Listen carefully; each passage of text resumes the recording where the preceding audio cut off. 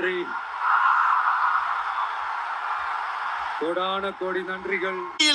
கடினமாக உழைத்துக் கொண்டிருக்கும் அன்பு பச்சை கிளியை பத்திரமாக பார்த்துக் கொள்ளவும். எல்லாம் சேஃபா இருக்கீங்களாங்க? சேஃபா இருக்கீங்களா? ஏனென்றால் அவன் என் கண்ணுக்குள்ளே திரிகிறான். தியாகராஜர் கோயில்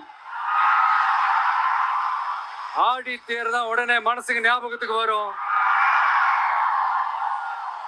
அதுபோக அவன் மாடு மேய்க்கும் போது அவனை வெயிலில் நடக்க விடாமல் அவனுக்கு ஒரு புல்லட்டு வாங்கி கொடுத்து, பேண்ட் செட்டும் வாங்கி கொடுத்து, ஒரு தொப்பியும் வாங்கி கொடுத்து அவனை அழகு பார்க்குமாறு மிக தாழ்மையுடன் கேட்டுக்கொள்கிறேன்.